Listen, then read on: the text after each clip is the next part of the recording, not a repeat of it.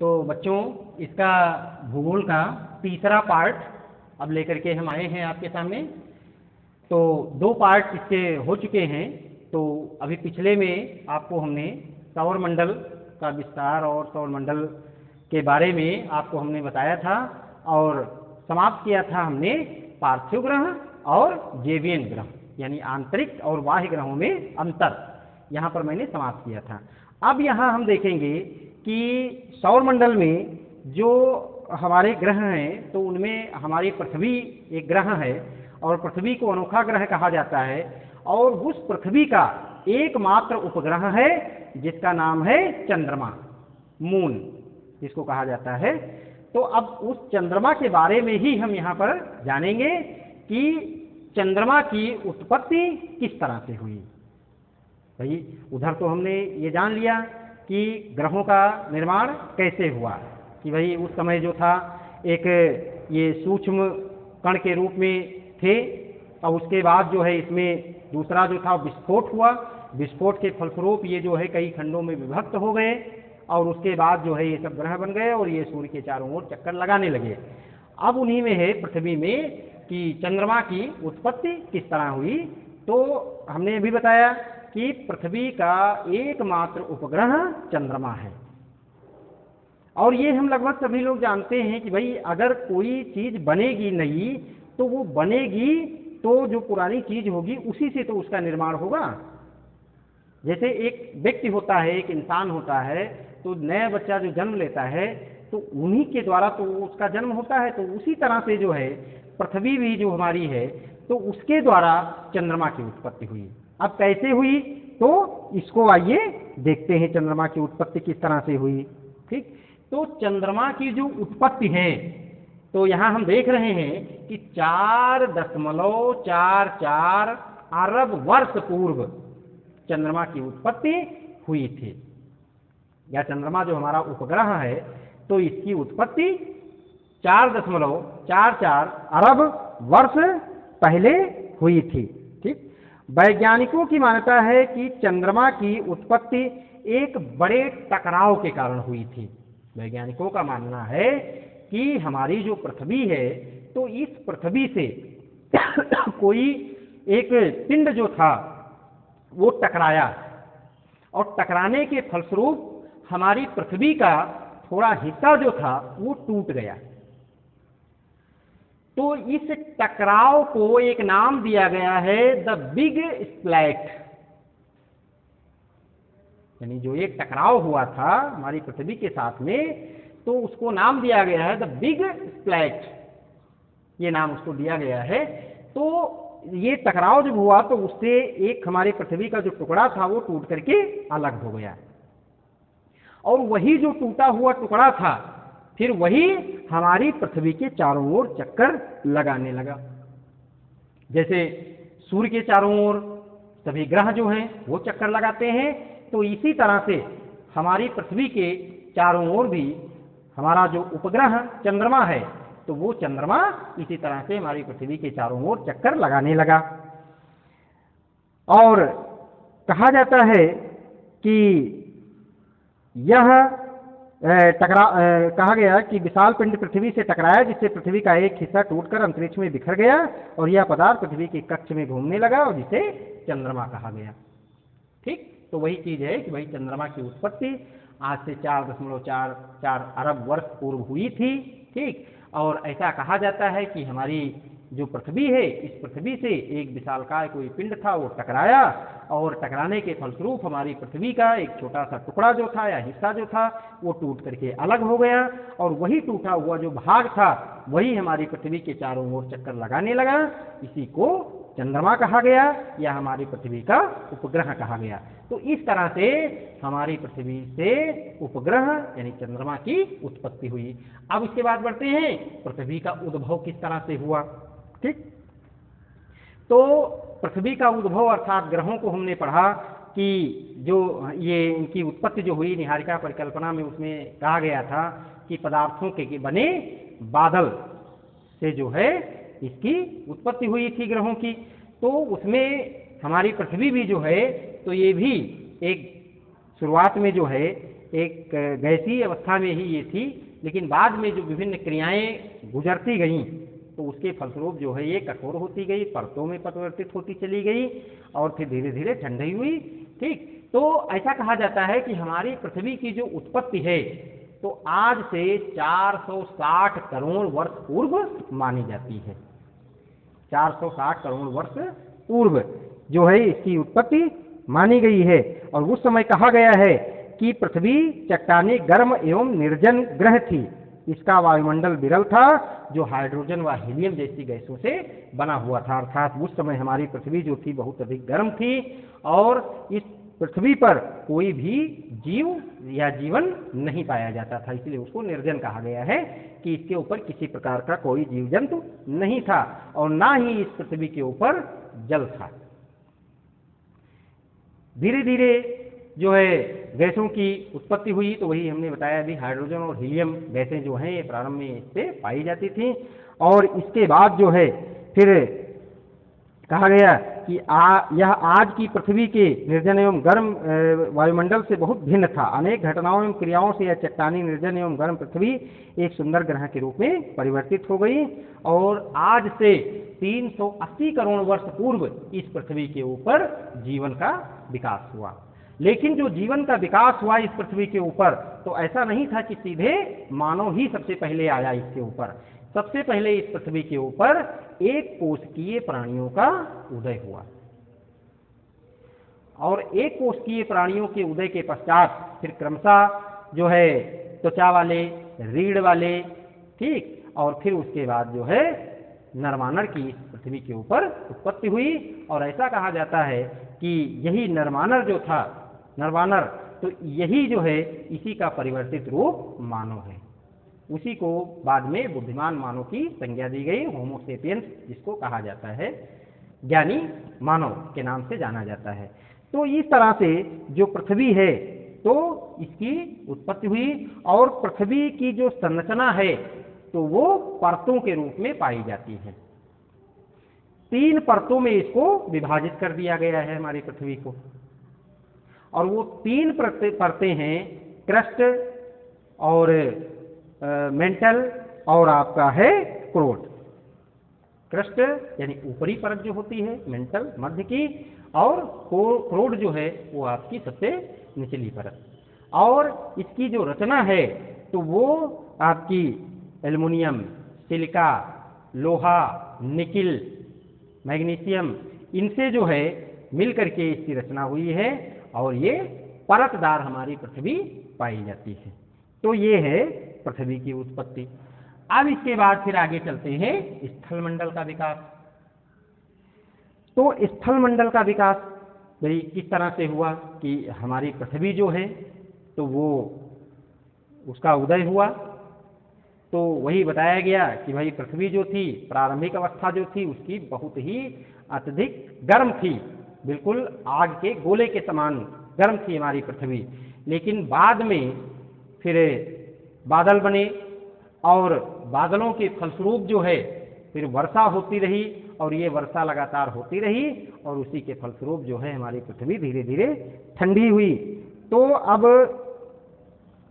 स्थलमंडल का जो बताया गया है कि ग्रहाण व अन्य खगोलीय पिंडों की संरचना अधिकांशतया घने एवं हल्के पदार्थों के मिश्रण से हुई है और ग्रहों की उत्पत्ति से पूर्व ब्रह्मांड में बिखरे हुए छोटे छोटे धूल कणों जैसी आकृति वाले ये कण थे। इन ग्रहाणुओं के एकत्र होने से ही हमारी पृथ्वी का निर्माण हुआ था और अत्यधिक ताप के कारण पृथ्वी आंशिक रूप से द्रव अवस्था में परिवर्तित हो गई और तापमान की अधिकता के कारण ही चट्टानों के हल्की व भारी पदार्थों का स्तरीकरण होना प्रारंभ हुआ। और फिर बताया गया कि ये पदार्थ समय के साथ साथ ठंडे हो गए और ठोस रूप में परिवर्तित होकर छोटे आकार के हो गए। अंत में ये पृथ्वी की भूप्रकृति के रूप में विकसित हो गए। अब है वायुमंडल की संरचना। तो हमारी पृथ्वी जो है तो इस पर वायुमंडल कैसे बना, यानी पवन या हवाएं जो हैं इसके ऊपर कैसे आई। तो हमारी जो पृथ्वी है तो इसके ऊपर जो वायु पाई जाती है तो उस वायु का अगर भौतिक गुण देखा जाए तो वायु जो है वो रंगहीन, गंधहीन और स्वादहीन है, और इसमें सबसे अधिकता अगर पाई जाती है तो वो पाई जाती है ऑक्सीजन और नाइट्रोजन की, यानी नाइट्रोजन जो है सबसे अधिक पाया जाता है और इसके बाद जो है ऑक्सीजन का प्रतिशत रहता है। 78% जो है नाइट्रोजन पाया जाता है वायुमंडल में, और इसके बाद 21% जो है, या इसको हम कह सकते हैं 20.95% जो है वो आपका ऑक्सीजन का पाया जाता है। इसके अलावा कार्बन डाइऑक्साइड है, फिर हीलियम है, नियान है, ओजोन है, ये बहुत सारी जो है गैसें, वो हल्की गैसें जो है, हाइड्रोजन है, ये सब पाई जाती हैं। तो इन दो गैसों की इसमें जो है सबसे अधिकता पाई जाती है। ठीक है, वर्तमान वायुमंडल के विकास से 3 अवस्थाएं संबंध हैं। अब वर्तमान में जो हमारा वायुमंडल बना हुआ है या इसका जो विकास हुआ है, तो 3 अवस्थाओं से गुजर करके इसका विकास हुआ है, और वो 3 अवस्थाएं कौन सी हैं? पहला इसमें कहा गया है कि वायुमंडल के विकास का जो प्रारंभिक समय था, तो उस समय इसमें केवल हाइड्रोजन और हीलियम गैसों की ही अधिकता पाई जाती थी। यानी प्रारंभ में जो हमारा वायुमंडल बना था तो उसमें केवल 2 गैसों की अधिकता पाई जाती थी, हाइड्रोजन और हीलियम। ये 2 गैसें सबसे अधिक इसमें पाई जाती थीं। यह वायुमंडल सौर पवन के कारण पृथ्वी से दूर हो गया। सौर पवन क्या है? यानी ये आपकी सूर्य के द्वारा जो प्रकाश निकलता है तो उससे गर्म होकर के ये जो है पृथ्वी से दूर हो गया, हल्का हो गया। और सौर पवन सूर्य द्वारा उत्सर्जित गैसों का आवेशित बादल है जो कि सूर्य से सभी दिशाओं में गमन करता है। ऐसी स्थित पृथ्वी सहित समस्त पार्थिव ग्रह, जो हमारे पार्थिव ग्रह हमने आपको बताए, बुध, शुक्र, पृथ्वी और मंगल, इन सभी पे जो है इसी तरह की अवस्था पाई जाती है कि सौर पवन के कारण जो है ये वायु या जो ये गैसें थीं ये हमारी पृथ्वी से दूर हो गईं, और ये स्थिति जो है हमारे जो पार्थिव ग्रह या आंतरिक ग्रह 4 बताए गए उन सभी में ये पाई जाती है। और समस्त पार्थिव ग्रहों से सौर पवन के प्रभाव के कारण आदिकालिक वायुमंडल या तो दूर धकेल दिया गया या समाप्त हो गया। अब दूसरी अवस्था बताई गई है कि वायुमंडल के विकास की इस अवस्था में पृथ्वी के ठंडा होने व विभेदन के दौरान पृथ्वी के आंतरिक भाग से अनेक गैसें व जलवाष्प बाहर निकले। ठीक, कि वायुमंडल का जब ये विकास हुआ तो इस अवस्था में पृथ्वी के ठंडा होने या विभेदन होने के फलस्वरूप इसमें से अनेक जो हैं अंदर से गैसें निकली। तो ये जो गैसें निकली तो इसी से आज के वायुमंडल का उद्भव। आरंभ में वायुमंडल में जलवाष्प, nitrogen, carbon dioxide, methane, ammonia आदि गैसें अधिक मात्रा में तथा स्वतंत्र ऑक्सीजन बहुत कम मात्रा में थी। और तृतीय अवस्था में कहा गया है कि वायुमंडल के विकास की इस अवस्था में वायुमंडल की संरचना को जैवमंडल के प्रकाश संश्लेषण प्रक्रिया से संशोधित किया है। तो इस तरह से ये वायुमंडल का विकास 3 अवस्थाओं से गुजर करके हुआ। अब इसके बाद चलते हैं जलमंडल का विकास। तो शुरुआत में हमारी पृथ्वी, जैसा कि अभी बताते रहे हैं, कि बहुत गर्म अवस्था में थी। इसके बाद जो है इस पर जो शुरुआत में जो गैसें पाई जाती थी वो केवल हाइड्रोजन और हीलियम गैसों की ही अधिकता होती थी। इसके बाद क्या हुआ इसमें कि विस्फोट होने से वायुमंडल में जलवाष्प व गैसों की मात्रा बढ़ने लगी, यानी ज्वालामुखी विस्फोट या इस तरह की जो क्रियाएं होती गईं, तो इससे जो है हमारी पृथ्वी धीरे धीरे ठंडी होनी शुरू हो गई। और ठंडी होने के फलस्वरूप फिर जो है बादल जो हैं हमारी पृथ्वी पर बनने लगे, और ये बादल जो हैं जब बरसने लगे तो इनकी क्रिया हुई कार्बन डाइऑक्साइड गैस से, और जब जल की क्रिया कार्बन डाइऑक्साइड गैस से हुई तो इसी के फलस्वरूप हमारी पृथ्वी धीरे धीरे ठंडी होने लगी। और जब ये ठंडी होने लगी तो फिर इस पृथ्वी के ऊपर धीरे धीरे करके जीवन का भी विकास शुरू हो गया। और फिर लगातार जो ये बरसात हुई इस पृथ्वी के ऊपर, तो इस पृथ्वी में जो बड़े बड़े खड्ड बने हुए थे, तो ये गड्ढे फिर धीरे धीरे भरने लगे। किससे? जल से। और यही जो गड्ढे थे जब इनमें जल भर गया तो यही फिर महासागर और सागर के रूप में हमारे सामने उपस्थित हुए। महासागर पृथ्वी की उत्पत्ति के लगभग 50 करोड़ वर्षों के अंतर्गत बने। इस तरह पृथ्वी पर जलमंडल का विकास हुआ। अब इसके बाद है जीवन की उत्पत्ति, यानी पृथ्वी के ऊपर जीवन की उत्पत्ति। तो हमारी पृथ्वी पर जो जीवन की उत्पत्ति मानी जाती है तो वो मानी जाती है जब से हमारी पृथ्वी ठंडी हुई। तो ठंडी होने के उपरांत अर्थात आज से अगर देखा जाए तो लगभग 380 करोड़ वर्ष पूर्व हमारी पृथ्वी के ऊपर जीवन का विकास हुआ। अभी मैंने बताया था कि जीवन का विकास तो हुआ, लेकिन ऐसा नहीं था कि सीधे मानव ही जन्म ले लिया हो या कोई जानवर सीधे जन्म ले लिया हो, तो ऐसा नहीं। सबसे पहले इस पृथ्वी के ऊपर यानी क्रमिक विकास इसको कहा जाता है। जीवन का विकास जो हुआ वो क्रमिक विकास हुआ, क्रम के अनुसार वो जो है विकास होता रहा उसमें। और इसमें जो है आपका सबसे पहले जो जीव आए उनको एक कोशिकीय जीव कहा गया, जो एक लब्बा की तरह थे, लसलसे पदार्थ की तरह थे। इसके बाद जो है फिर कवच वाले प्राणी आए जिनके शरीर के ऊपर त्वचा पाई जाती थी। फिर रीढ़ वाले आए, फिर जाकर के जो है फिर आपके नरवानर का उदय हुआ और वही नरवानर जो है आगे चल करके मानव के रूप में परिवर्तित हुआ, ऐसा कहा जाता है।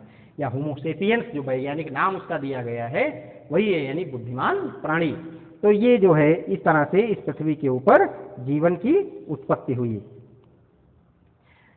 फिर आगे जो है देखते हैं,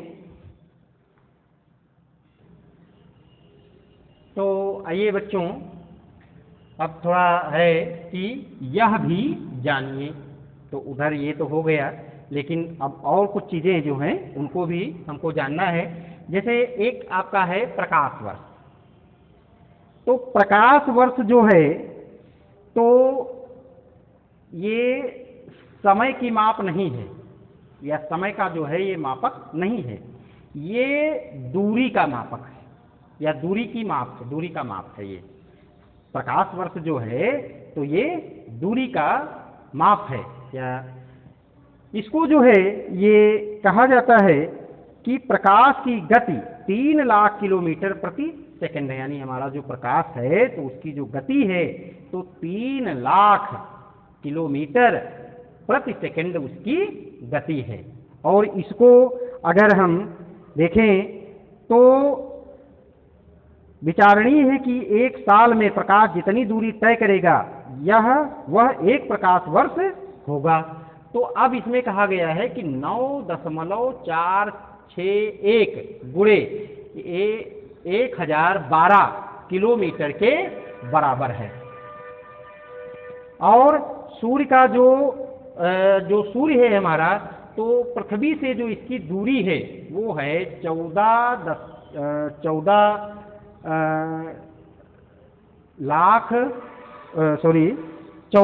करोड़, ठीक है, 14 करोड़ 95 लाख और 98,000 किलोमीटर के बराबर है। या इसको संक्षिप्त में हम इस तरह से भी कहते हैं कि 15 करोड़ किलोमीटर हमारी पृथ्वी सूर्य से दूरी पर स्थित है। यानी सूर्य हमारा जो है तो उससे हमारी जो पृथ्वी की दूरी है वो है लगभग 15 करोड़, लेकिन सही में अगर देखा जाए तो वो आपका है 14 करोड़ 95 लाख 98,000 किलोमीटर।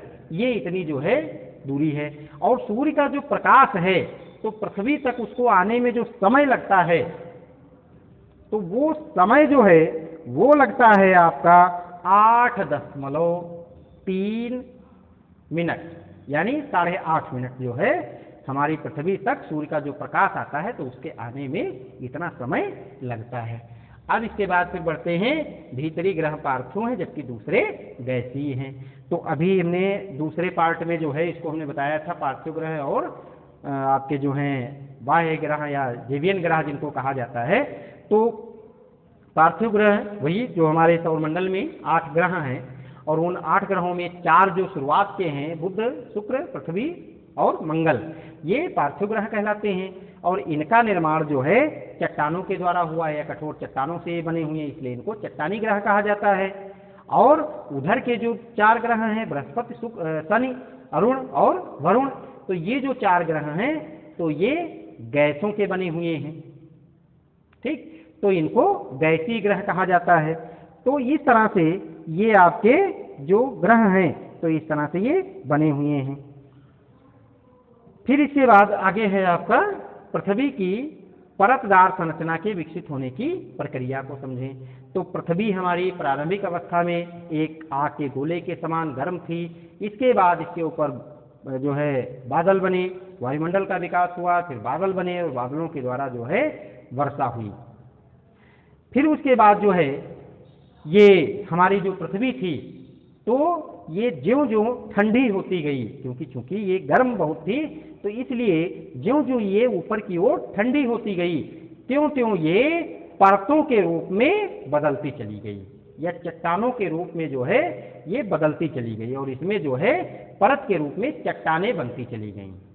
तो इसीलिए जो है इसको चट्टानी ग्रह भी कहा जाता है।